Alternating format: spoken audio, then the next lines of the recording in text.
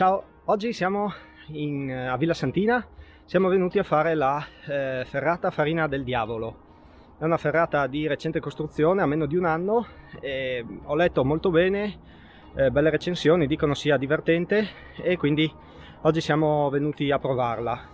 La ferrata si trova proprio sopra l'abitato di Villa Santina, si raggiunge, si parcheggia al cimitero, poi in 5 minuti lungo un sentiero molto semplice si arriva all'attacco della ferrata. Siccome l'hanno costruita per appunto da meno di un anno, è diciamo una ferrata moderna, per cui c'è sempre il cavo, nei punti più difficili ci sono scalette, fittoni, o comunque è un percorso magari in certi punti forzato, però sempre in sicurezza, sempre con gli appigli e gli appoggi sia per mani che per piedi. Viene considerata difficile perché ci sono alcuni tratti verticali, però ripeto è una ferrata comunque molto attrezzata, quindi a meno che di non soffrire particolarmente di vertigini o proprio aver paura, non essere abituati alle ferrate, diciamo non dovrebbe essere troppo difficile. Adesso la provo, vediamo com'è e poi ovviamente ti darò la mia opinione alla fine del video. Adesso siamo arrivati all'attacco, non ci resta che imbragarci, i miei amici sono già un po' più avanti rispetto a me, quindi adesso mi metto caschetto in brago e partiamo, a dopo.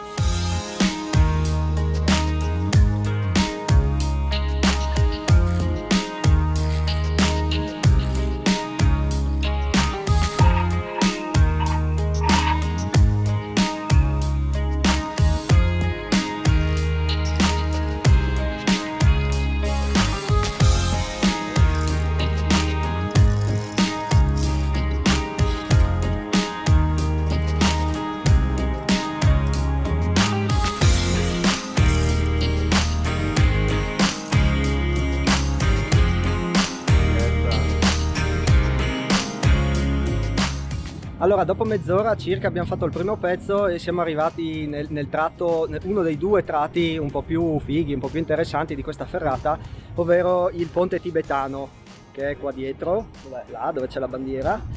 E non è molto lungo, però dai, è qualcosa di particolare. C'è il ponte tibetano, poi l'altro pezzo, quello un po' più figo, è una spaccatura, una specie di fora in cui si passa in mezzo e la troveremo un po' più su. Siamo giunti su questa placca, si fa una scalinata, sì, è una placca fitonata, quindi si va su senza problemi e si arriva e si vede, si ha una bellissima vista dietro sull'abitato di villa, sul tagliamento e giù verso, diciamo, Forni, Ampezzo, mentre dall'altra parte comunque si apre la vista dietro sul tagliamento verso, diciamo, la pianura e il Monte Amariana.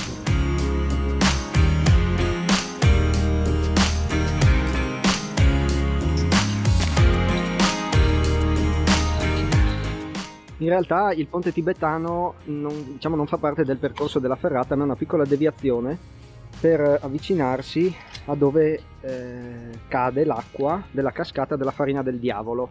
Infatti la ferrata prende il nome da questa cascata che si forma dopo le piogge, che viene giù proprio da qui sopra e poi sbatte sulle rocce, diciamo le lava, e gli dà questo caratteristico colore bianco, da cui il nome appunto Farina del Diavolo, legato a una leggenda, per cui il ponte tibetano, diciamo, è una piccola deviazione per arrivare alla base della cascata, poi dopo in realtà la ferrata prosegue verso sinistra.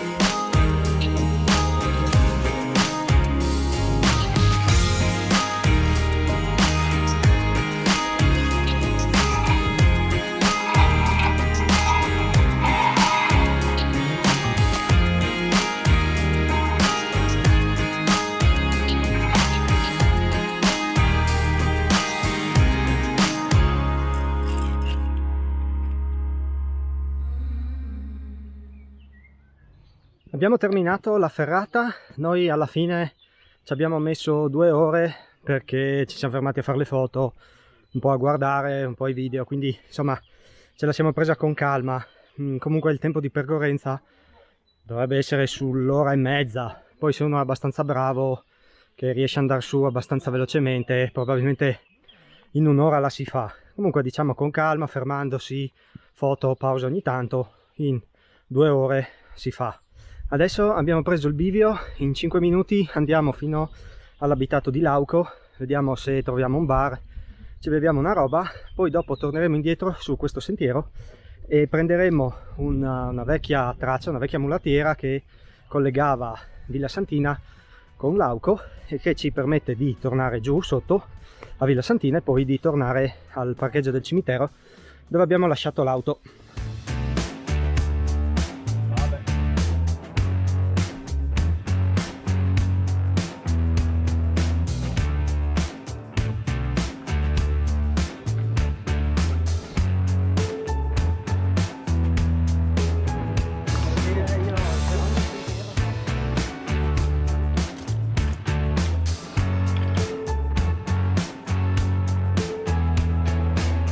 Siamo tornati a Villa Santina, stiamo percorrendo gli ultimi metri che ci porteranno di nuovo dove abbiamo lasciato la macchina. Ci siamo fermati per mangiare una roba a Lauco, c'è una trattoria, ristorante alla Frasca Verde, abbiamo mangiato davvero bene, è un bel posticino e poi da lì abbiamo preso un vecchio sentiero, una vecchia mulattiera che per l'appunto ci ha portato sotto in paese. Adesso praticamente costeggiamo la parete su cui siamo saliti e torniamo alla macchina. Lo si può fare in paese, però si deve fare anche un pezzo di statale. Qui insomma sul sentiero è decisamente meglio. Come ti dicevo, è una ferrata moderna, per cui c'è sempre il cavo nei passaggi magari più difficili o quelli un po' meno logici, dove si passa magari su delle placche, ci sono sempre i fittoni, i gradini, per cui diciamo come appigli ci sono sempre. La difficoltà è data dal fatto che è una ferrata abbastanza atletica, si usano molto le braccia, ci sono 4 o 5 tiri verticali saranno almeno uno probabilmente sarà anche una ventina di metri, in cui ci sono una serie di gradini, però bisogna tenersi con le braccia e anche trazionarsi, per cui ci vuole diciamo un po' di allenamento, certo non grosse cose, però uno che non è mai stato ovviamente questa non la può fare. Se la persona magari se si è avventurosi, comunque non si ha problemi di vertigini, si può fare, basta essere un pochino allenati e potrebbe diventare anche una prima ferrata.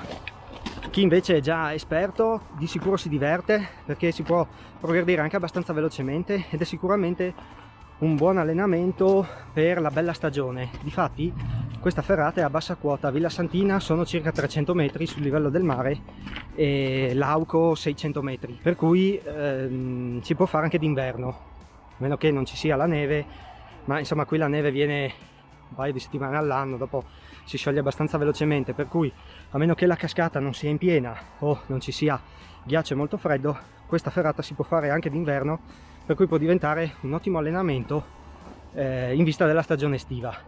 Il grosso limite della ferrata per l'appunto è la cascata. Se dopo molte piogge è presente la cascata, che ovviamente va a bagnare sia una parte del percorso, ma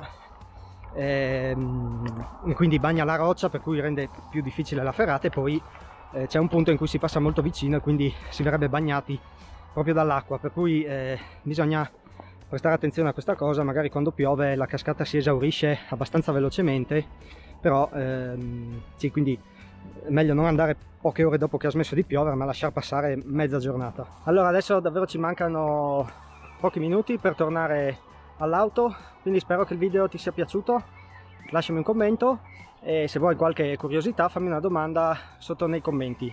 Io ti ringrazio per avermi seguito e noi ti salutiamo. Ciao, alla prossima! Mandi! Ciao!